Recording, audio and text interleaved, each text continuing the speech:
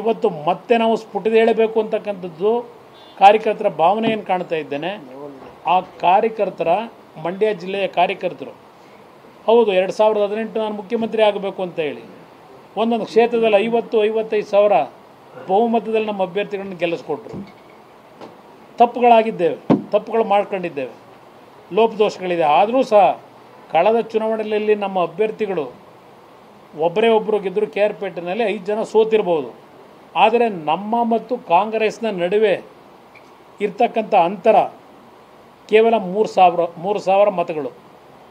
3,000 ಮತಗಳಲ್ಲಿ ಈ 5 ಕ್ಷೇತ್ರಗಳಲ್ಲಿರ್ತಕ್ಕಂಥ 6 ಕ್ಷೇತ್ರಗಳಿರ್ತಕ್ಕಂಥ ಮತದ ಅಂತರ ಇರ್ತಕ್ಕಂಥದ್ದು. ಅದರಿಂದ ಆ ಕ್ಷೇತ್ರದಲ್ಲಿ ಜನತೆನೂ ಬಯಸ್ತಾ ಇದ್ದಾರೆ. ಇವತ್ತು ಜಿಲ್ಲೆಯ ಅಭಿವೃದ್ಧಿಗಳು ಕುಂಠಿತ ಆಗಿದೆ ಅಂತ ಹೇಳಿ ಪಾಪ ನೆನ್ನೆ ನನ್ನ ಸ್ನೇಹಿತರು ಹೇಳಿದ್ದಾರೆ. ಇವತ್ತು ನನ್ನನ್ನು ಮಂತ್ರಿ ಮಾಡಿರ್ತಕ್ಕಂಥದ್ದು ಇಬ್ಬರನ್ನ ನಿಗಮ ಮಂಡಳಿ ಅಧ್ಯಕ್ಷರು ಮಾಡಿರ್ತಕ್ಕಂಥದ್ದು ಇದು ಜಿಲ್ಲೆಯ ಅಭಿವೃದ್ಧಿಗೋಸ್ಕರವಾಗಿ ಅಂತೇಳಿ. ನಿಗಮ ಮಂಡಳಿ ಅಧ್ಯಕ್ಷರನ್ನು ಮಾಡೋದು ಜಿಲ್ಲೆ ಅಭಿವೃದ್ಧಿಗೆ ಮಾಡ್ತಾರೋ ಯಾತಿಗೆ ಮಾಡ್ತಾರೆ ಅನ್ನೋದು ಜನತೆಗೆ ಮತ್ತು ನಿಮಗೆ ಬಿಡ್ತೇನೆ. ಇವತ್ತು ನಾನು ಆ ವಿಷಯಗಳ ಬಗ್ಗೆ ಮುಂದೆ ಚರ್ಚೆ ಮಾಡ್ಕೊಳ್ಳೋಣ. ಆದರೆ ಇವತ್ತು ನನ್ನ ಪಕ್ಷದ ಭವಿಷ್ಯ, ನನ್ನ ಪಕ್ಷದ ಒಂದು ಪ್ರಮುಖವಾದಂಥ ಹೃದಯದ ಭಾಗ ಜನತಾದಳದ್ದು ಮಂಡ್ಯ ಜಿಲ್ಲೆಯ ಜನತೆ ಇವತ್ತೇನು ಬಯಸ್ತಾ ಇದ್ದಾರೆ. ನನಗೆ ಚುನಾವಣೆ ನಡೆಸ್ತಕ್ಕಂಥದ್ದು ಇಲ್ಲ ಟೂರಿಂಗ್ ಟಾಕೀಸ್ ಅಂತ ಹೇಳಿದ್ದಾರೆ. ಟೂರಿಂಗ್ ಟಾಕೀಸನ್ನು ಇವತ್ತೇನು ಚರ್ಚೆ ಮಾಡ್ತಾರೆ, ಅವತ್ತು ಹಿಂದಿನ ಕಾಲ ಟೂರಿಂಗ್ ಟಾಕೀಸ್ಗಳು ಜೀವನ ಹೆಂಗಿತ್ತು ಅನ್ನೋದು ಗೊತ್ತಿದೆ ನನಗೆ. ಇವತ್ತು ನನ್ನ ಪರಿಸ್ಥಿತಿನೂ ರಾಜಕೀಯವಾದಲ್ಲಿ ಅದೇ ಪರಿಸ್ಥಿತಿಯಲ್ಲಿದ್ದೇನೆ. ನನ್ನ ಪಕ್ಷ ಉಳಿಸ್ಕೊಳ್ಳಿಕ್ಕೆ, ಈ ಪಕ್ಷದ ಶಕ್ತಿಯನ್ನು ಇವತ್ತು ಭದ್ರಗೊಳಿಸ್ಲಿಕ್ಕೆ ಆ ಬೇರು ಗಟ್ಟಿಯಾಗಬೇಕಾಗಿದೆ.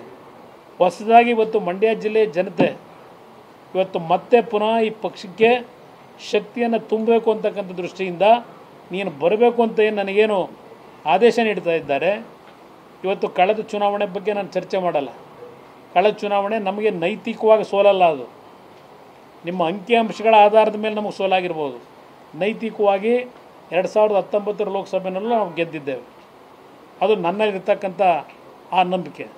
ಈ ಚುನಾವಣೆಯ ಮುಖಾಂತರ ಮತ್ತೆ ಏನು ನಾವು ಮುಗಿಸೇ ಇದ್ದೇವೆ, ಇವತ್ತು ಹಳೆ ಕರ್ನಾಟಕ ಭಾಗದಲ್ಲಿ JDSನ ಸಂಪೂರ್ಣ ನಾಶ ಮಾಡಿದ್ದೇವೆ ಅಂತಕ್ಕಂಥ ಆ ಒಂದು ದುರಂಕಾರದ ಮಾತುಗಳಿದೆಯಲ್ಲ, ಅದಕ್ಕೆ ಅದೇ ಜನತೆಯಿಂದ ಈ ಚುನಾವಣೆಯಲ್ಲಿ ಉತ್ತರವನ್ನು ಪಡೀತಕ್ಕಂಥ ನಿಟ್ಟಿನಲ್ಲಿ ಇವತ್ತು ತಲೆಬಾಗ್ತಕ್ಕಂಥದ್ದಕ್ಕೆ ಜನಪಟ್ಟದ ಮತದಾರರು, ರಾಮನಗರ ಜಿಲ್ಲೆಯ ಮತದಾರರಿಗೆ ಇಲ್ಲಿಂದಲೇ ನಿಮ್ಮ ಮುಖಾಂತರವೇ ಕೈ ಜೋಡಿಸಿ ಮನವಿ ಮಾಡ್ತೇನೆ. ನನ್ನ ಮೇಲೆ ಅಪನಂಬಿಕೆ ಇಟ್ಕೋಬೇಡಿ. ಜಿಲ್ಲೆಯನ್ನು ನಾನು ಬದುಕಿರೋವರೆಗೂ ಬಿಟ್ಕೊಡಲ್ಲ. ಜಿಲ್ಲೆಯ ಅಭಿವೃದ್ಧಿ ಏನು ಅಂತಕ್ಕಂಥ ಗೊತ್ತು. ಈಗ ಹೇಳ್ತಾರೆ ಏನೋ ಅಭಿವೃದ್ಧಿ ಮಾಡಿದ್ದೇವೆ ಅಂತ ಹೇಳಿ. ನಾನು ರಾಮನಗರ ಜಿಲ್ಲೆಗೆ ಕಾಲಿಟ್ಟಾಗ ಯಾವ ರೀತಿ ಆ ಜಿಲ್ಲೆ ಇತ್ತು, ಇವತ್ತು ಆ ಜಿಲ್ಲೆ ಯಾವ ರೀತಿ ಇದೆ ಕಣ್ಣು ಮುಂದೆ ಇರತಕ್ಕಂಥದ್ದು ಅಲ್ಲಿ ನೋಡಿರ್ತಕ್ಕಂಥವ್ರಿಗೆ ಗೊತ್ತಿದೆ. ನಾನೇನು ಸರ್ಟಿಫಿಕೇಟ್ ತಗೋಬೇಕಾಗಿಲ್ಲ ಏನು ಮಾಡಿದ್ದೇನೆ ಅಂತೇಳಿ. ಅದರಿಂದ ಇವತ್ತು ಆ 2 ತಾಲೂಕಿನ ಜನತೆ ಇರ್ಬೋದು, ರಾಮನಗರ ಜಿಲ್ಲೆಯ ಜನತೆಗೂ ನಿಮ್ಮ ಮುಖಾಂತರ ಮನವಿ ಮಾಡ್ತೇನೆ, ದಯವಿಟ್ಟು ಈ ಪಕ್ಷ ಉಳಿಸ್ಲಿಕ್ಕೋಸ್ಕರವಾಗಿ